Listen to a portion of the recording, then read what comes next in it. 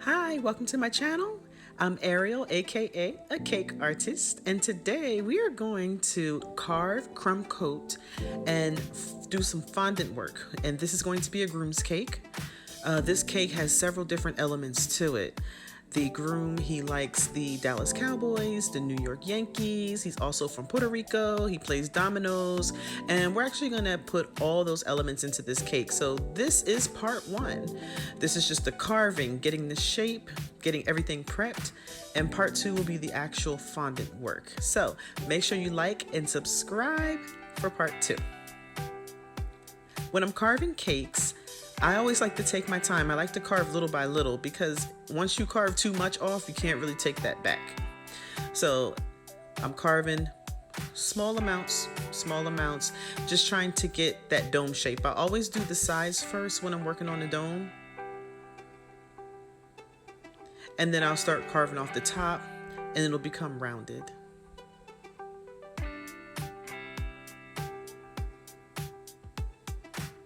Some people do crumb coat these cakes before they carve it, and I'm guilty of that in the beginning, and then I realized it's just a waste. Like, why cover an entire cake with frosting if you're just gonna cut it all off?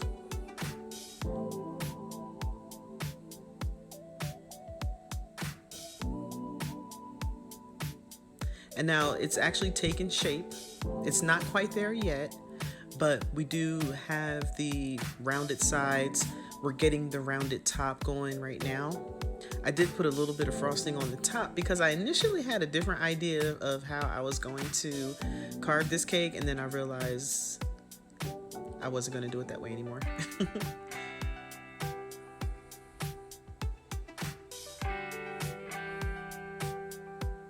So you just always just take off little by little until you get the shape that you need.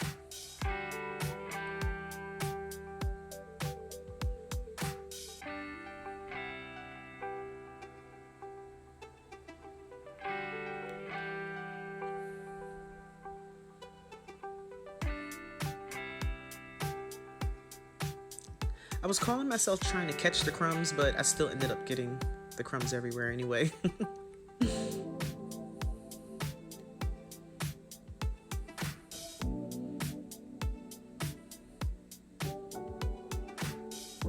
So now we're just carving the top part where I initially had put some frosting on there.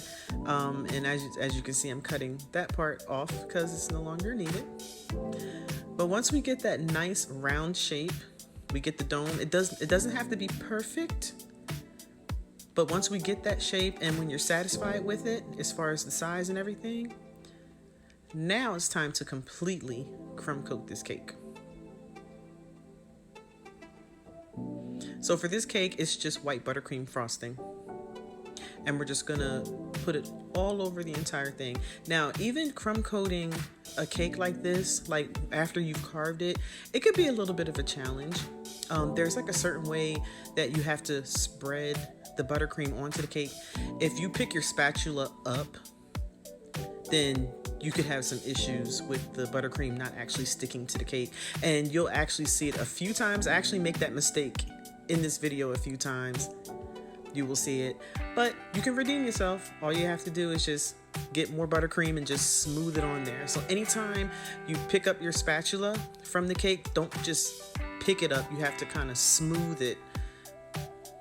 You smooth it as you pick it up. See, just made that mistake there.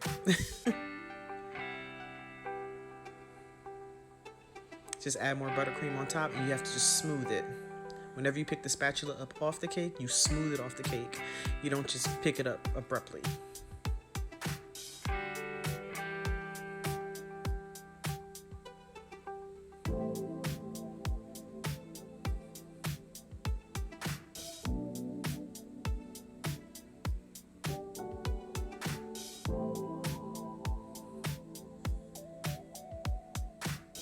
The bride who requested this cake for her fiance at the time, but they're now married. She's such a sweetheart. She's so lively. She's just always living her best life. And when she messaged me about doing this cake, I got really, really excited. And she literally gave me like everything to incorporate. and I was able to come up with this design for her.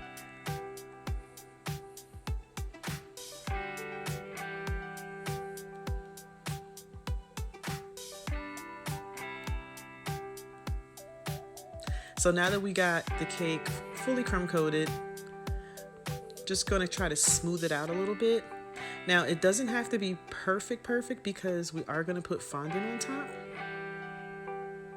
but we definitely want it to be as smooth as possible, because one thing I've learned, especially working with fondant and buttercream, that it does go hand in hand when doing cakes.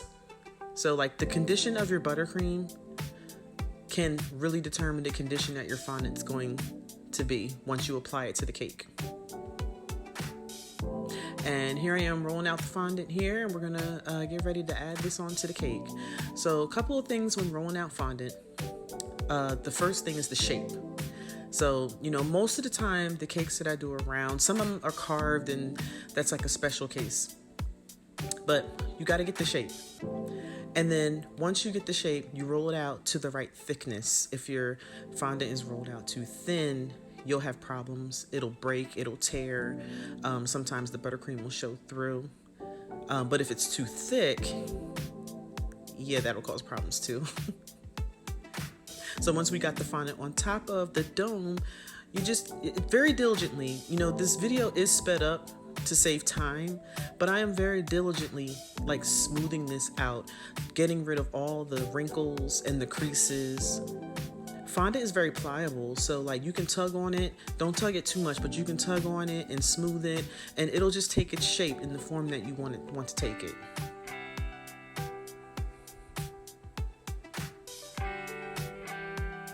Trim off the excess always. Sometimes the excess can actually weigh the fondant down, which will cause more tears and breaks if you're not paying attention to that. So I always immediately, once I get the like creases and stuff out from the bottom, I trim the fondant right away, because I don't want any of the excess to weigh down fondant on any parts of the cake, because it can cause problems.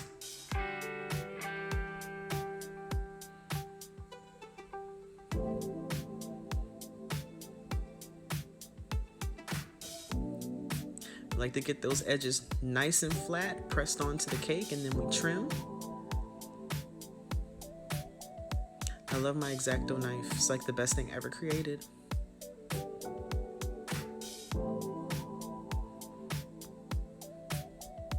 So while the fondant is still soft from netting it and adding it to the cake, this is where we're gonna do the line work for the cap. So this part is going to be the dome cap, and you know how the dome caps have like the lines and along with the stitching and everything. I have found it to be a lot better to do this process as soon as you add the fondant to the cake, because as time passes, the fondant's going to harden up and it's going to make it more difficult to get the lines. When I was younger, I used to work for a pizza place. And at this pizza place, I learned how to cut slices on like a whole pizza. Some people requested 6 slices, 8 slices, 16 slices. And in this case, I'm using that pizza knowledge from when I was a teenager to do the lines on this cake. I cut it in 6s this time. So here I'm adding the stitching along the lines of the cap. It gives it that realistic look of a hat. I love the stitching.